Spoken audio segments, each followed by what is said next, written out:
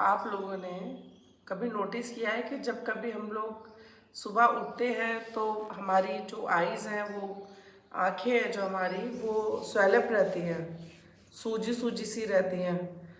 और हमारे सर में काफ़ी भारीपन भी रहता है ना। और सोकर उठने के बाद भी लगता है कि अरे हम तो रात भर सोए ही नहीं है, बहुत अनईजी लगता है दोबारा से सो जाओ तो कुछ अच्छा से नहीं लगता। सबसे ज़्यादा जो मेन दिक्कत जो है वो हमारी होती है आँखों की। आँखें बहुत मोटी मोटी हो जाती हैं। तो रीज़न्स तो बहुत सारे हो सकते हैं, पर कभी आप लोगों ने अगर किसी से कहेंगे या कोई बोलता है तो ये है कि एज बढ़ रही है, आप 40 के हो गए, 45 के हो गए, 50 के हो गए हैं, तो बॉडी में चेंजेस आते हैं। सबके यही रहता है ना। लेकिन ऐसा नहीं है, बहुत सारे सिम्टम हो सकते हैं। तो उसमें से जो एक मेन सिम्टम है जो मैंने अपने ऊपर, जिसको मैंने चेक किया और काफ़ी हद तक मैंने ठीक भी कर लिया। तो काफ़ी टाइम तक मुझे ना यही परेशानी थी कि जब मैं सोकर उठती थी तो आँखें मेरी बिल्कुल सूज जाती थी, भारीपन आँखों में रहता था, आँखों से हल्का हल्का पानी निकलता था। और अच्छा, एक ख़ास बात यह है इसमें कि जैसे जैसे सूरज निकलता है और तो वैसे वैसे हमारी जो आँख है वो ठीक होने लगती हैं, है ना। स्वेलिंग चली जाती है, सर का भारीपन कम हो जाता है। तो ये मैंने चेक किया, मैंने सोचा कि ये किस वजह से ये परेशानी मेरे को हो रही है। सारे टेस्ट वगैरह मैंने कराए तो सब ठीक निकले। फिर मेरे को लगा कि मौसम चेंज हुआ, गर्मी काफ़ी पड़ी, तो मैंने थोड़ा सा ठंडा पानी ज़्यादा पिया तो मुझको छींके वगैरह काफ़ी आई, तो हल्का सा साइनस की प्रॉब्लम हुई। मुझे साइनस की प्रॉब्लम हुई, तो जब साइनस की प्रॉब्लम हुई मेरे को, उससे मेरी आंखों ने सूजना शुरू किया।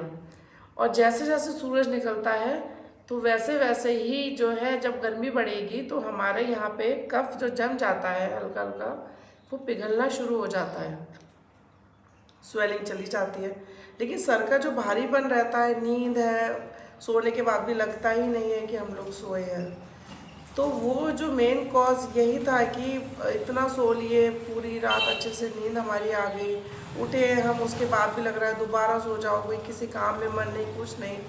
तो जब उसके गहराई में गए तो जाकर यही रीज़न निकला उसका, यही कारण था कि जो साइनस है वो उस समय शुरुआत हुई थी। तो जो साइनस की जो शुरुआत हुई थी उससे आंखों में सूजन, सर में भारीपन बहुत ज़्यादा रहने लगा था। तो क्योंकि मैं योगा कराती हूँ और प्राणायाम और नीति वगैरह सभी करती हूँ, उस चीज़ को मैंने अपनाया, तो उससे मुझे अब 90% रिलीफ मिला। केवल 15 दिन के अंदर मेरे को 90% मेरी प्रॉब्लम ख़त्म हो गई। तो अगर आप लोग के साथ भी ये ऐसी परेशानी हो रही है तो आप लोग इसे चेक करिए। बहुत ज़्यादा छींके आना, बिना वजह छींके आना, और सूरज निकलने के साथ आपकी समस्या का कम होना, तो आप इस चीज़ को चेक करिए। अच्छा, एक बात मैं और बताती हूँ आप लोगों को। अगर आप लोगों की आंखों में ड्राइनेस है, आप लोगों के बाल गिर रहे हैं और हॉट फ्लैशेस हो रहे हैं, बिना बात के चिड़चिड़ापन है ना, स्किन बहुत मतलब रफ जैसी हो जाती है, ड्राई हो जाती है, तो ये भी हमारी जो प्रॉब्लम है वो हमारी एज की प्रॉब्लम है। जब हम 40 या 45, 46 जब हम लोग क्रॉस करते हैं, 50 के पास जब हम आ जाते हैं, तो वही बात है कि हमारे हार्मोन्स चेंज होते हैं और लेडीज़ को मोनोपॉज, प्री मोनोपॉज, ये सब शुरू हो जाते हैं। ये सारे सिम्टम जो है इसी चीज़ के हैं। इनको क्योर कैसे करेंगे? अब क्योर करने के लिए ये एक दिन में तो होंगे नहीं, तो इसके लिए हमें धीरे धीरे अभी से शुरुआत करनी पड़ेगी। अभी अगर मैं और ज़्यादा करूँगी इस टॉपिक में, मैं लगातार मैं काफ़ी देर तक बोल सकती हूँ, लेकिन मैं चाहती हूँ कि आप लोग मेरे से जुड़ें और मुझे अपनी छोटी छोटी समस्याएं बताएं। सबसे पहली बात तो ये है, जो मैंने अभी, मैं वापस वहीं जाती हूँ कि जो मैंने आँखों की स्वेलिंग की बात की थी, तो उसका सिर्फ एक छोटा सा मैं आपको बता देती हूँ कि सुबह उठकर आपको हल्का गुनगुना पानी पीना है।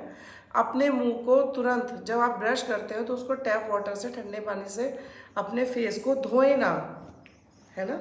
थोड़ी देर वेट करें, और आप धोना भी चाहती हैं तो हल्के गुनगुने पानी से धोएं। तो आप देखेंगे तुरंत आपको रिलीफ मिलना शुरू होगा। और कोशिश कीजिए कि आप थोड़ा सा प्राणायाम करें, कुछ ना करें तो अनुलोम विलोम करने की कोशिश करें। और अभी तो मैं इतना ही मैं कह पाऊँगी। और किस किस को ये प्रॉब्लम है, मुझे एक बार आप लिख के बताइए कि आप लोगों में से कोई भी एक मुझे आप ये बताएं कि किस किस के साथ ये समस्या रहती है। और लंबी गहरी सांस लें, और भले ही गर्मी है पर 2 से 3 मिनट आप सूरज के सामने ज़रूर जाकर आप खड़े हों। पसीना आए, बावन मुंह मत धोइए प्लीज़। और ज़्यादा से ज़्यादा कोशिश कीजिए कि गर्मी में भी हमको फ्रिज का जो पानी है उसको कोशिश करना है कि हमको नहीं पीना है। तो आज का टॉपिक मैं यहीं ख़त्म करूँगी। आप मुझे प्लीज़ बताइएगा कि किस किस को इस तरह की प्रॉब्लम रहती है, तो फिर हम आगे जुड़कर इस पर हम योगा भी कर सकते हैं, हम प्राणायाम भी कर सकते हैं। तो नमस्कार, आप सभी अपना ध्यान